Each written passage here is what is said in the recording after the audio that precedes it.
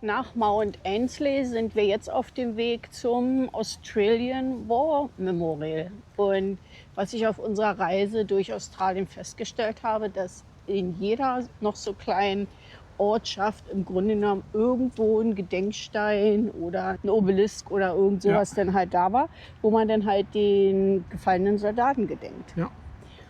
Wobei Axel sagt, es liegt wahrscheinlich auch damit zusammen, dass die Ansicht an Soldaten hier in Australien ganz anders ist. Er sagt, ja, das ist so hoch angesehen hier und es ist eine komplett andere Atmosphäre. Und das soll hier jetzt mit eines der schönsten und größten sein und besten, beeindrucksvollsten, die es in Australien gibt. Und da wir natürlich hier sind, lassen wir uns das Ding natürlich nicht entgehen. Mal gucken, was uns da erwartet. Ja. Ich selber kann dazu natürlich nicht viel sagen Nee. mit dem Dingens, aber die Gefühle, die man dabei hat, wenn man sich das anguckt, wie viele Leute da extra im Prinzip für einen gestorben sind, gibt einen doch so ein bisschen. Ja, diese War Memorials, also diese Gedenksteine, die stehen nicht nur einfach so rum, sondern jedes Jahr zum Anzac Day wird auch frühmorgens eine Mahnwache da abgehalten. Ja, so ein Dawn Service. Ja, genau. Wurde das gemacht. Zum Sonnenaufgang wird dann jedes Mal so ein Service abgehalten und sie sagt, in jeder fast noch so kleinen Ortschaft passiert es. Und das australienweit. Ja, das in ganz Australien, ja. Wir müssen erst mal gucken, wo wir sind. Ah, you are here, okay. Sculpture Garden. Also da ist die eine. Also laufen wir jetzt erst einfach in die Mitte rein.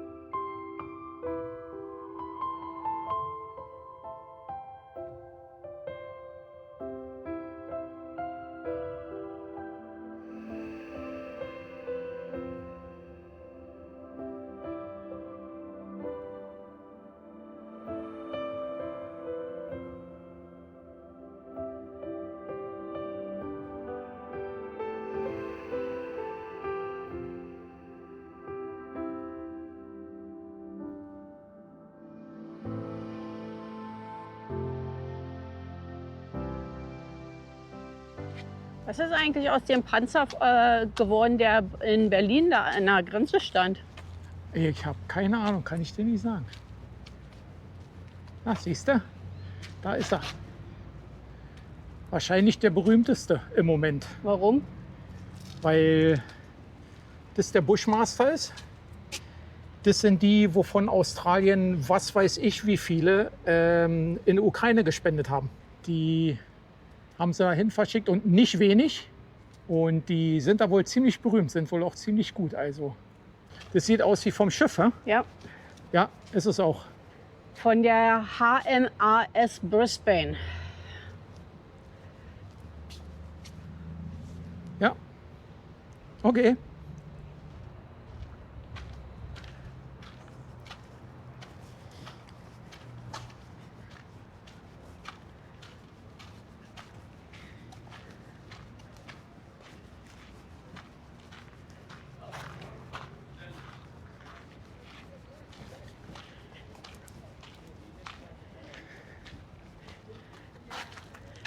Ein Railway Gun. Okay, die haben sie vom Eisenbahnwagen abgeschossen.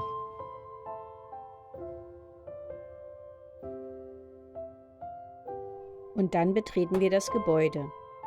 In der Eingangshalle strömt die Sonne durch eine riesige Glaskuppel und erhält die am Boden eingelegten Wertschätzungen, die jeden der Gefallenen auszeichnet.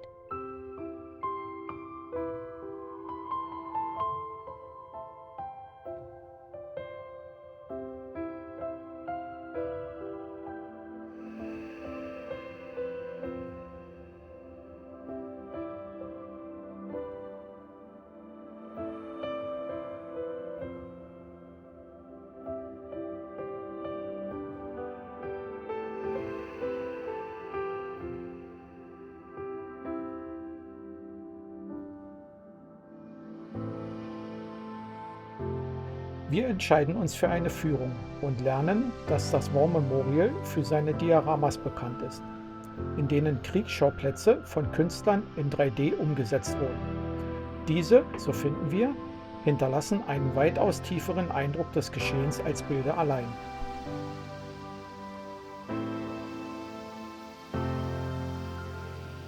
Ich finde es richtig gut, dass sie das in dieser Art und Weise gemacht haben. Das ist ein bisschen mehr plastisch, ein bisschen besser als einfach nur ein Bild. Ja? Irgendwie wird es greifbarer. Ja, und dann hast du immer noch ein paar von jedem Ding, ein paar Beispiele davor. Ja.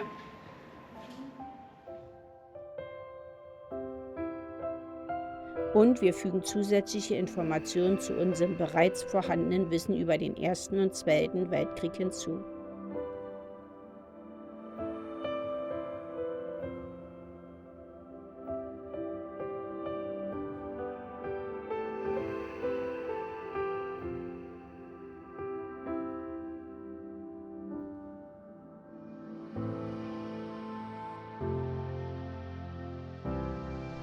Und nicht nur das. Hier wird auch über die Kriegsgeschichte nach 1945 unterrichtet, wie den Vietnamkrieg oder dem angespannten Verhältnis des Kalten Krieges. Einer Zeit, in welcher wir beide aufgewachsen sind.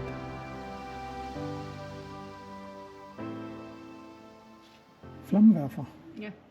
Weißt du, was ich hier auch gut finde? Ich meine, du hast ja hier deine Ausstellungsstücke, aber du hast im Prinzip nichts, was groß das Ganze beschreibt oder so. Und du hast zwar ein paar, aber im Grunde hast du denn hier die interaktiven Sachen. Du kannst du dann anhalten, kannst dir dann zu irgendwas holen, den Flammenwerfer, gucken, ob wir den finden. Da oben ist er. Kannst du anklicken und dann kriegst du noch mehr Informationen dazu. Ist ein German, ein deutscher Flammenwerfer. Deutscher. Was hat er gesagt, dass das ein italienisches Fahrzeug war? Italienisches Modell. Und was man dazu sagen kann, muss, da haben die mit 2 Leuten drin gesessen. Ziemlich eng. Spitfire? Ja.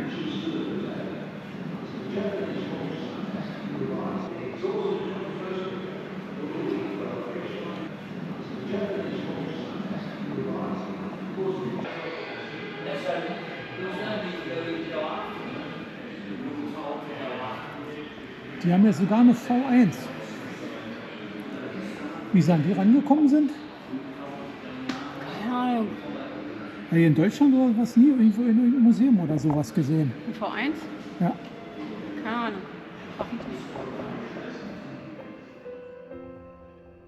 Was allem gemein ist, sind die vielen persönlichen Geschichten der Ausstellungsstücke, die den Krieg nicht nur mehr als ein Ereignis darstellt. Er bekommt die Namen und Gesichter derer, die dort gedient und das Recht für Frieden und Demokratie verteidigt haben, demonstriert die psychischen und psychischen Leiden und Ängste aller, die gedient haben, aber auch die Ängste der Angehörigen.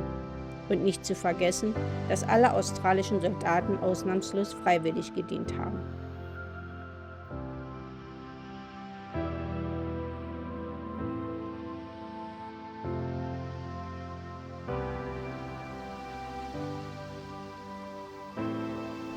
Das War Memorial ehrt alle diese Menschen, gefallen oder nicht. Es vermittelt umfangreiches Wissen um die Ereignisse der Geschichte, die niemals in Vergessenheit geraten dürfen. Es ist dieses Wissen, was der nächsten Generation die Macht gibt und sie in die Zukunft leiten soll.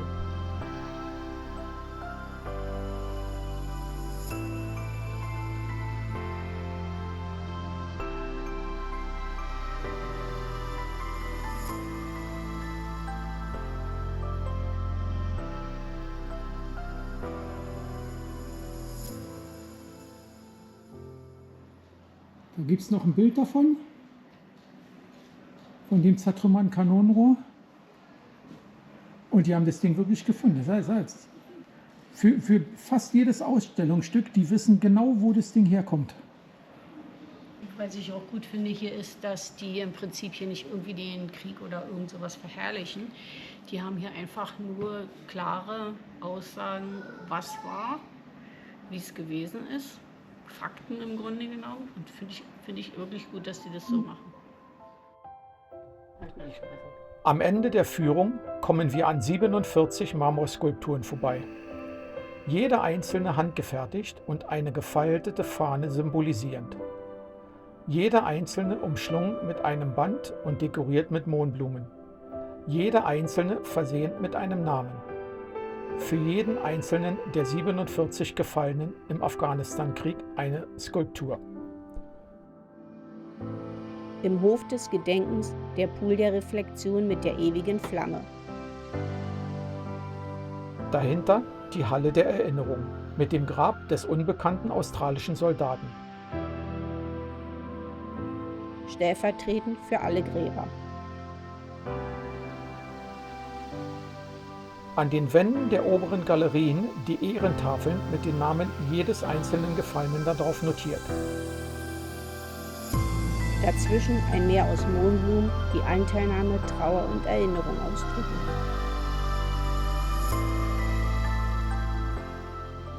Sei ein bisschen höflich, nimm den Hut ab.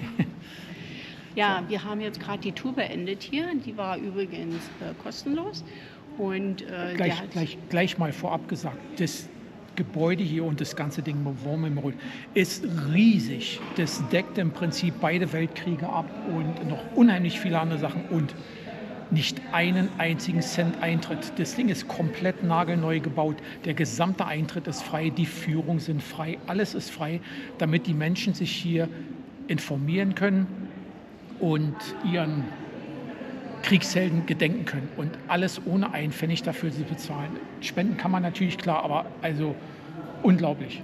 ja, wie gesagt, wir haben eine Tour mitgemacht und die hat uns durch das Museum vom Ersten und Zweiten Weltkrieg geführt. Und zwar wirklich jede Menge Informationen. Ja. Ich hatte das Gefühl, dass wir da bloß durchgerannt sind. Also wie Peter schon sagte, ist riesengroß und haufenweise Informationen, haufenweise Ausstellungsstücke, schön arrangiert, alles Mögliche. Also wirklich gut. Man kann es einfach nicht wiedergeben. Ja. Und allein schon, man sieht, wie viel den Leuten das hier bedeutet. Die haben in dieser Hall of Remembrance, also in dieser Erinnerungshalle, oben auf der Tribüne rechts und links die ganzen Wände, wo diese Poppies immer reingesteckt werden, wo praktisch sämtliche gefallenen Tafeln sind. Zum Ersten haben sie mal geschrieben, jeder aus jeder Brigade ist da drauf, nur mit dem Initial und dem Nachnamen, kein Rang, kein gar nichts, weil es ist vollkommen egal, welchen Rang man hatte, im Tod sind alle gleich.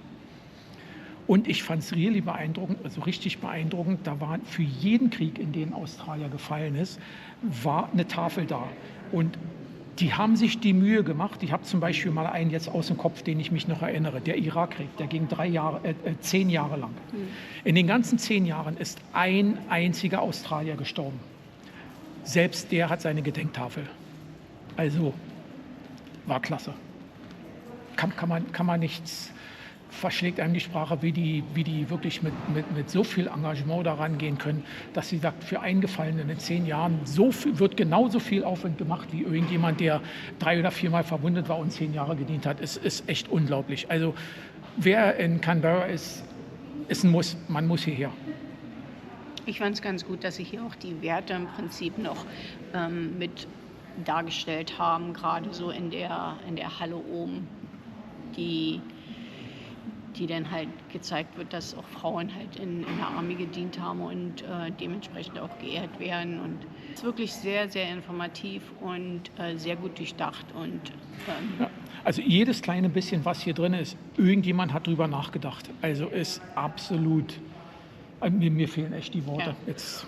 Und man hat zumindest für uns Deutsche auch jetzt mal die andere Seite von diesen ganzen Weltkriegen mal gesehen. Ja. Und es ist wirklich interessant, dass man halt auch hier Informationen rauskriegt oder bekommt, die man von unserem eigenen Heimatland nicht bekommen hat. Und selbst die Ausstellungsstücke, also die haben hier Ausstellungsstücke drin, da wissen die, da klebt noch der Dreck von den Ländern dran, wo sie gekämpft haben. Und die wissen ganz genau, die wissen auf das Datum genau, auf den Namen genau, wissen die ganz genau, wem das Zeug gehört hat, was hier ausgestellt ist. Also hier ist nichts irgendwo mal zusammengesucht und reingepflastert. Da wird richtig gesucht und richtig Hand und Fuß. Da wird recherchiert. Jedes einzelne Ausstellungsstück, wo kommt es her, warum ist es so, wie ist es so, von wem ist es gekommen. Klasse. Und jetzt gucken wir mal, wir haben jetzt draußen wohl noch ein bisschen was wir uns angucken können. Und dann gehen Und wir dann- zum letzten Service. Zum und letzten dann Service, genau. gucken wir uns den auch noch an. Alles klar. So, jetzt haben wir die bisschen, wenn du so willst, Außenausstellung auch gefunden. Schiffsstruktur von der Brisbane. Die HMAS Brisbane 2. Ja. Und Bagger. das haben sie im Prinzip die komplette Brücke davon hier aufgebaut. Sieht so aus. Guck mal, hier kannst du mal rein.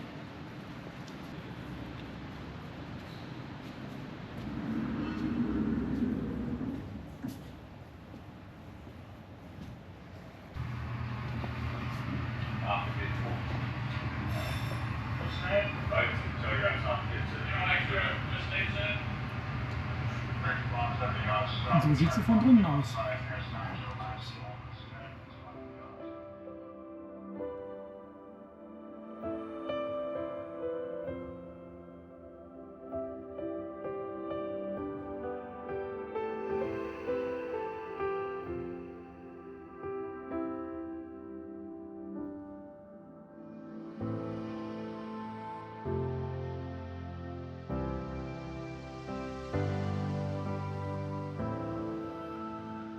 Am Ende jeden einzelnen Tages findet eine Mahnwache statt. Im Zentrum jeden Tages eine andere Person gefallen im Dienst. Ihre Geschichte, ihr Leben, ihr Schicksal, welche nicht vergessen werden dürfen. Welcome to the Australian War Memorial's last post ceremony. My name is Dan Hiscock, and joining us today from the Australian Army is Sergeant Stephen Carter. 2026 marks 125 years of dedicated service by the Australian Army and its predecessors. Today we remember and pay tribute to Private Clifford Stanley George Polkinghorne. This evening we are honoured to acknowledge the Minister of National Defence of Canada, the Honourable David J. McGuinty, accompanied by the Deputy Prime Minister of Australia and Minister for Defence, the Honourable Richard Marles, and the accompanying delegation. We are also honoured to acknowledge Commander German Armed Forces Office, Major General Oliver Cole. And we also warmly welcome Mr. Derek Payne, who is accompanied by former US Special Forces medic Jerry Delway. As always, we welcome the veterans who have served, those still serving, and the families that love and support them.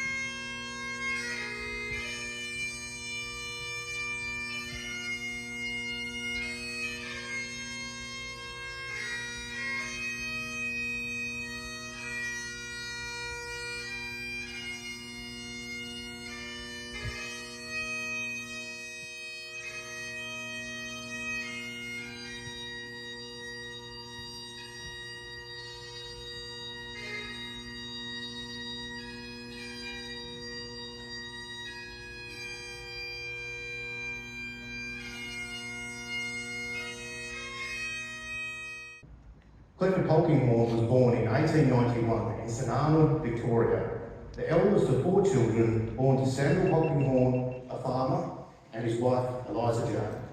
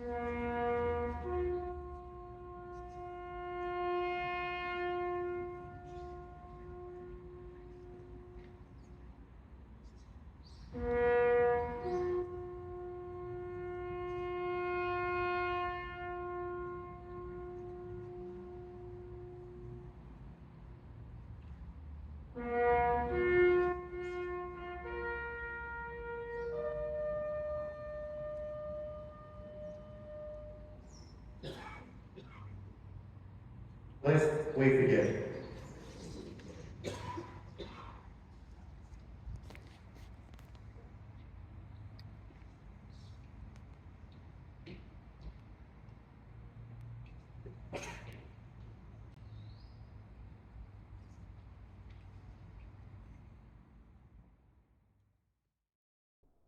Tief beeindruckt und ergriffen verlassen wir das War Memorial. Auch wenn wir nicht in Australien geboren wurden, konnten wir uns als Deutsche mit einigen Sachen identifizieren. Deutschland besitzt einen nicht so ruhmreichen Ruf. Ein zweischneidiges Schwert. Auf der einen Seite die Verdammnis, dass Menschen im Namen Deutschlands anderen Menschen Leid zugefügt haben, und auf der anderen Seite die Ehre gefallener Soldaten, die nicht in den Krieg gezogen sind, weil sie der Ideologie des Krieges folgen wollten, Sondern weil sie mussten. Und deren Familien die gleiche Ängste ausstehen mussten und genauso um den Verlust gelitten und getrauert haben. fügen wir diese Namenslosen im Gedanken mit ein.